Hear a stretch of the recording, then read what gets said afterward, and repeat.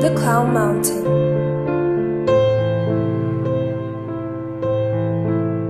In a certain village lived a man of large, unusual stature, named Antonina.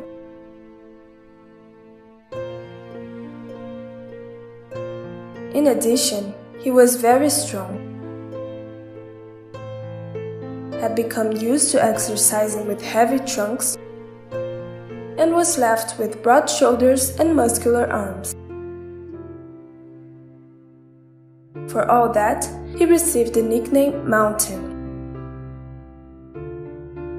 Antonina had a beautiful quality. He was very fond of animals, especially the dogs he took care of, wherever he found them.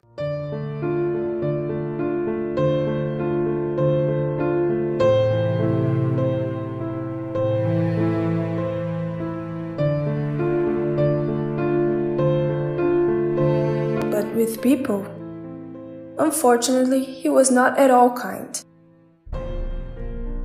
On the contrary, he was rude and often indifferent towards them. In any dispute with him, all withdrew in fear. Nobody had the courage to face him. Mountain displayed his power of strength to make courtships to women, without worrying about whether or not they were compromised. On one occasion, he invested in an attractive girl named Charles reacted, berating him for his boldness. The two argued harshly, and Antonina pushed the boy with such intensity that he was thrown into the distance. Very angry, Charles promised revenge, and Mountain got another enemy in his big list of enemies. Family members also suffered from Antonina's lack of control. At night, he always arrived late, making noise. In the morning, with the movement of the house routine, he shouted at everyone, demanding silence to sleep. Waking up, he demanded coffee at the table and devoured it with a ravenous, insatiable appetite. Mary, his only 15-year-old sister, tried to change him, always treating him with affection, because she knew that his terrible attitude would bring disastrous consequences in the future.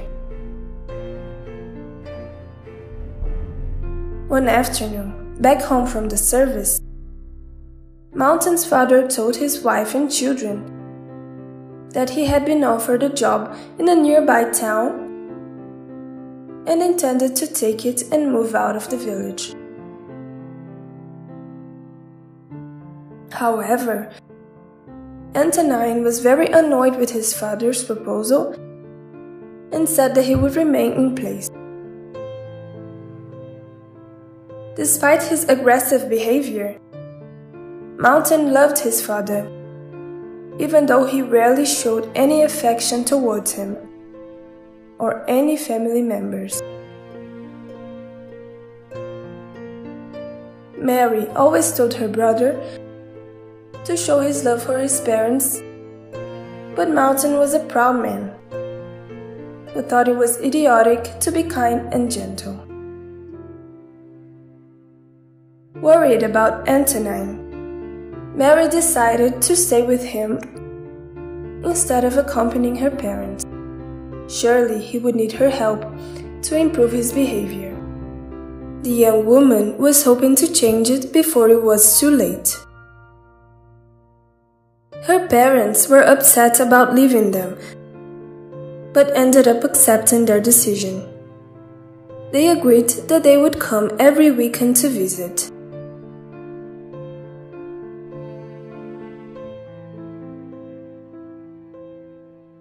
Tragically, on the trip to the city, Mountain and Mary's parents got into a train accident and disincarnated.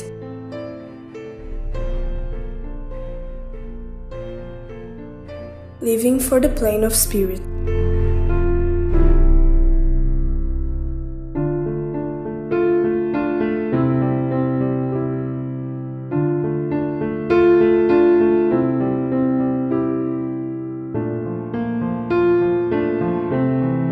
Even through all the sadness, Mary tried to accept God's design and comfort her brother who was angry. Antonina. Despite the grief at the loss of our parents, we have to understand that there is a wise reason why God took them. Certainly, the task of our loved ones has already been completed on earth, and we who are still here have a lot to do. Antonina covered his ears and didn't want to listen to his sister anymore. He thought everything she said was bullshit and that she shouldn't forgive God. For him, everything that had happened was God's fault. After that day, his temper got even worse. He became irrational. Mary was a young woman with an outstanding personality, who did not submit to her brother's demands. However, she had become tired of trying to convert him into a better man.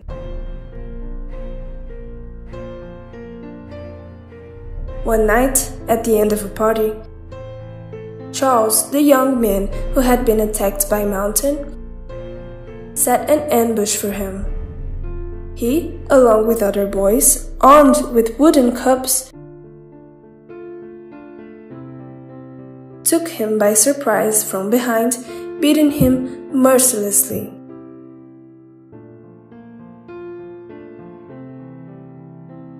He was seriously injured without the strength to get up. In the morning, noticing his absence, Mary went to look for him and found him, lying on the ground, agonizing with moans of distress in a place close to his house. Mary was very concerned about Antonina's condition. His whole body was bruised from the aggression. She stayed on the road waiting for someone to help her. Shortly after, a man with a cot passed by. It was David, a man who owned a small farm in the neighborhood, and offered them help. David called other people and together they prepared an improvised stretcher and placed Mountain inside the vehicle. David talked to Mary and offered to take them to the house. There were no doctors anywhere near. Solicitous, David drove to the nearby town to get a doctor to see Antonina, as the case seemed serious to him and would need a proper treatment. The doctor stated that luckily Antonina was very strong and this prevented his death. The doctor prescribed medication and said that the best thing to do was to take him to the hospital in the capital. His condition required hospitalization and immediate care. To Mary's disappointment, Antonina refused to go to the hospital. His concern was only revenge. He had recognized Charles in the group that had assaulted him, and his eyes flashed with anger at the thought of him. In his mind, he made plans to discover each of those who had assaulted him and slaughter them with his own fists. With time, Mountain realized that he would not walk again, and that only made him have more hatred for his tormentors. His only goal was revenge. But how?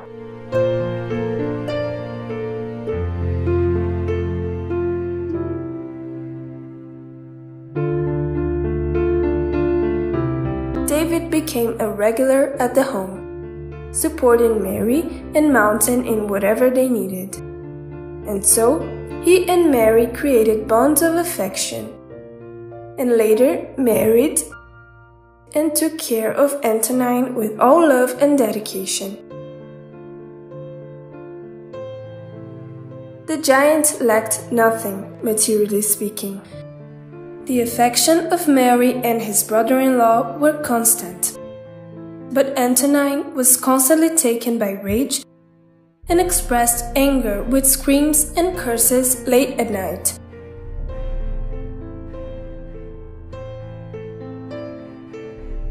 Attracting low-vibration spiritual tunes. The situation got worse and he became depressed. He denied any help and often refused the very food offered to him. Outraged, he no longer had the will to live. As much as Mary encouraged him with positive words, it was no use. Until one morning, he died prematurely.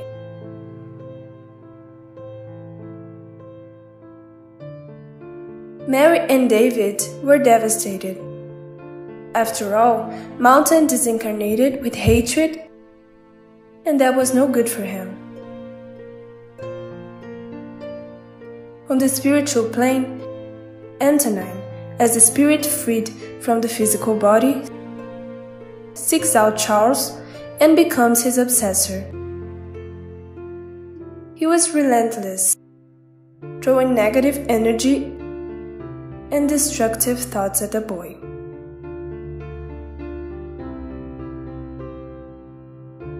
Due to obsession, Charles becomes a person tormented in a state of depression and panic. The event he had plotted long ago against Mountain kept repeating itself in his mind, accusing him of murder. He had learned of the giant's death and was blaming himself for giving him a lot of anguish. His mind had no peace. Charles needed medical help for depression. He did therapy, but nothing seemed to work.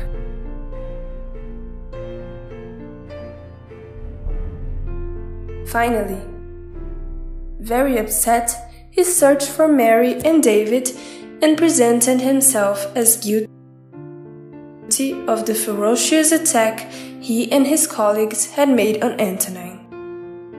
He wept deeply and asked the couple for forgiveness. He asked what he could do to ease the guilt he felt, as he wanted to redeem himself. Mary and David felt sad by Charles' states of prostration. He was thin, pale, and had sunken eyes. Penalized, Mary tells him, "Charles, we forgive you. The Gospel tells us that a good attitude covers a multitude of sins. Start from now a lifetime of spiritual progress. Go to hospitals and dialogue with those who are suffering.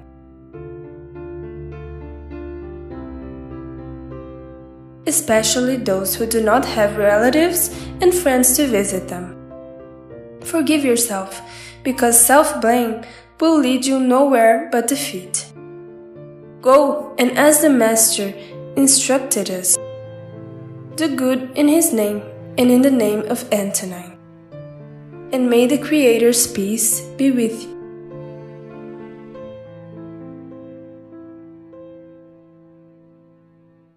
From that day towards, Charles, freed from the self-blame, began a new phase in his life.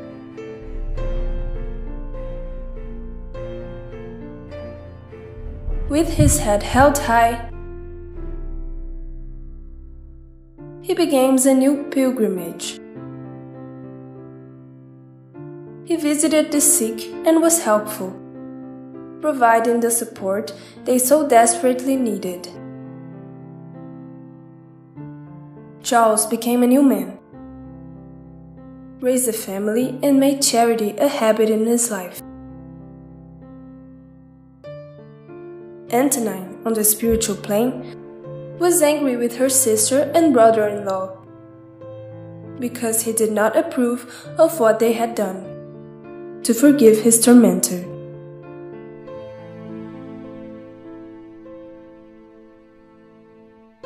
Mary started to see Antonina everywhere, looking at her angrily, but she loved him back, and he couldn't convey anything bad to her. One beautiful night at her home, Mary once again visualized the spirit of Antonina, who found himself emanating a feeling of hatred towards her and David. She affectionately expressed it in her thought. My brother, I love you with all my heart. I did everything to lead you to good, but your stubbornness wouldn't let me. Only now you're chasing me and David. But we don't mind because we want you good. Only you are hurting yourself. Let the loving spirits take you in the spirit realm as you need treatment.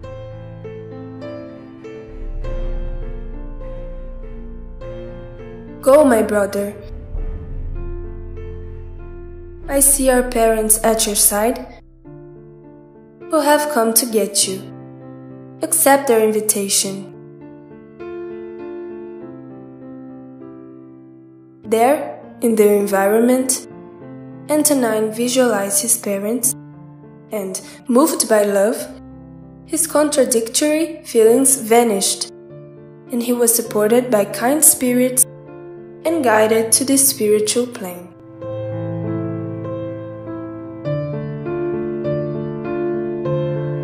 From then on, the life of Mary and her husband David continued normally. But in her prayers, she never forgot to ask her brother for protection.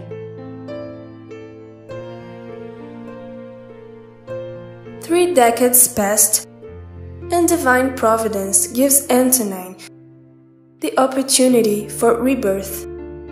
A new cycle starts again for him, because Jesus said that no sheep would be lost in his fold. The timeline runs, and a happy surprise happens. In the audience of a circus was Mary and David with their children and grandchildren. Happily, they watched the show. Suddenly, a clown with a very small stature, like a child, enters the ring, performing a number with trained dogs. He got laughs from everyone for his clumsy walk, wide shoes, and the juggling he did with the animals. Mary feels a great emotion, attracted by that circus act. She didn't understand why, but let herself be carried away by the feelings that warmed her heart.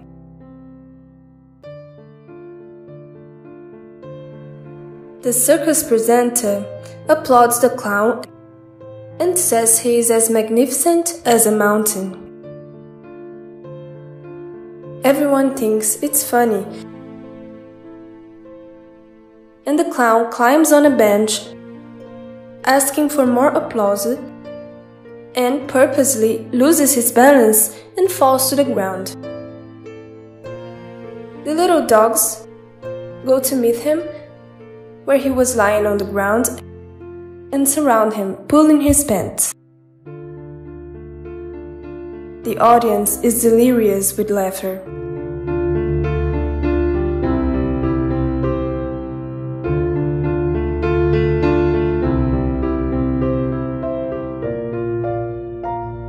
Mary, at that moment, remembers her brother, who was also called Mountain. She's really intrigued why she felt that emotion.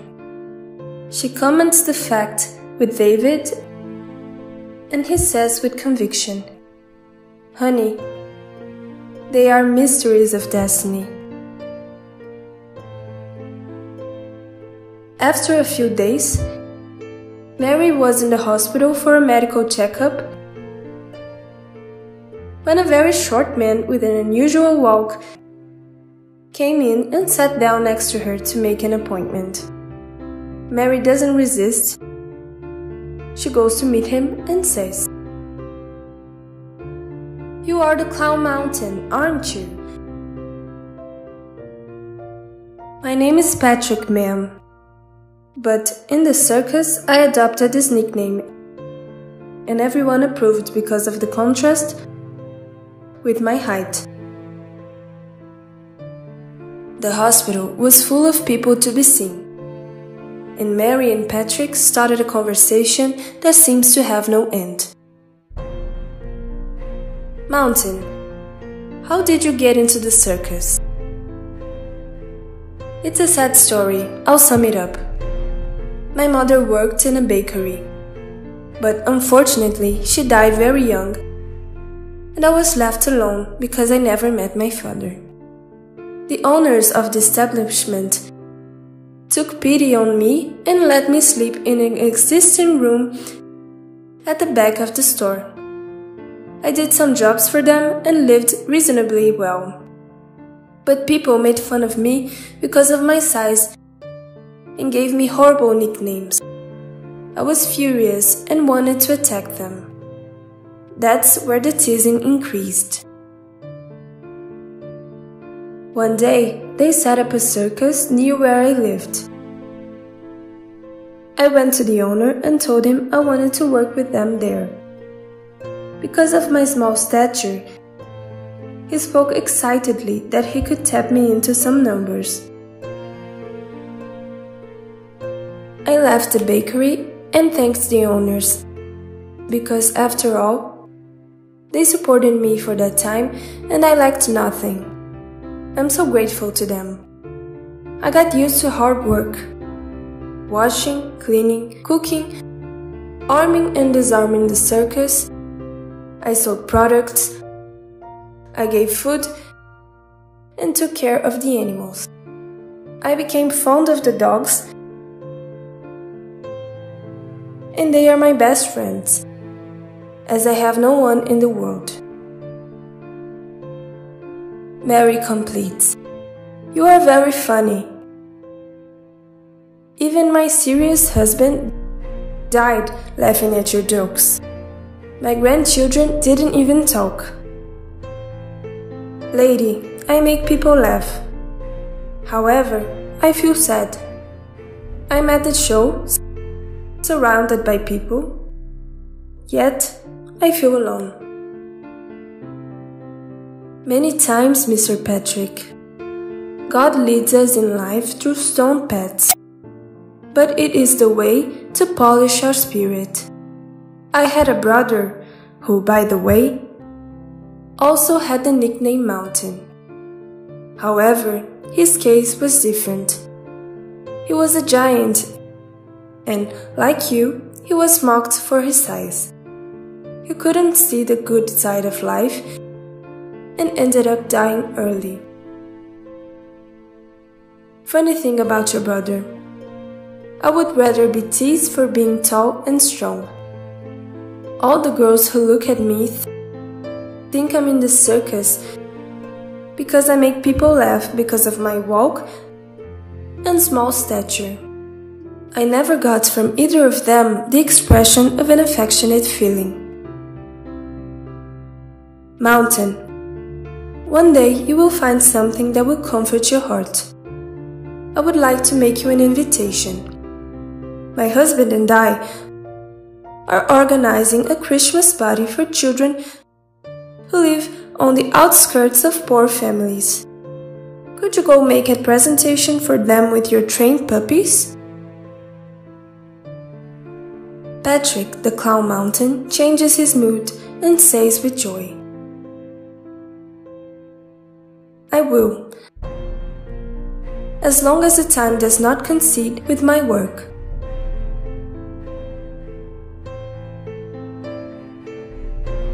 On Christmas Eve, Mountain was cheering the children up and told Mary that he had gotten a free performance from the circus owner just for the children of that community.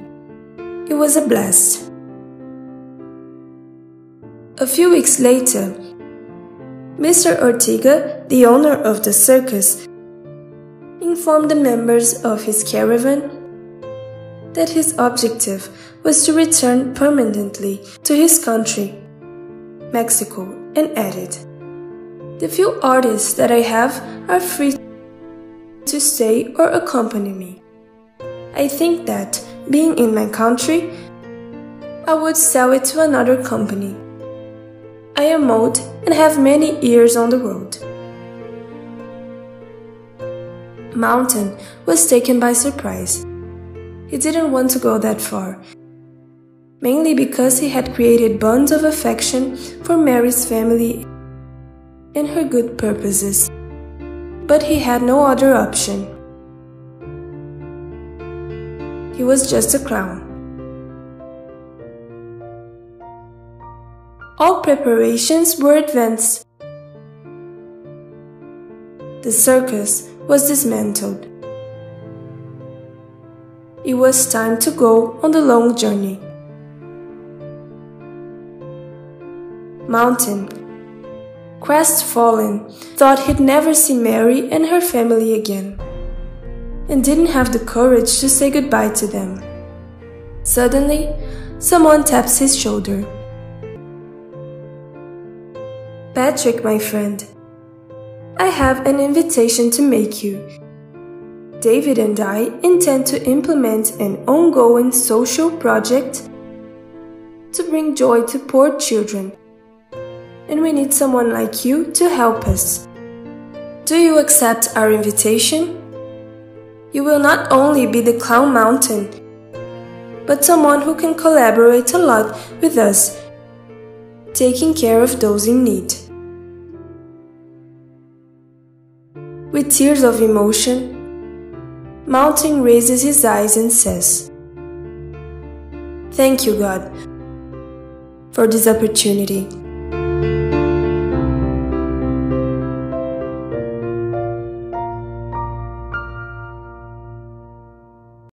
From now on, I will be happy.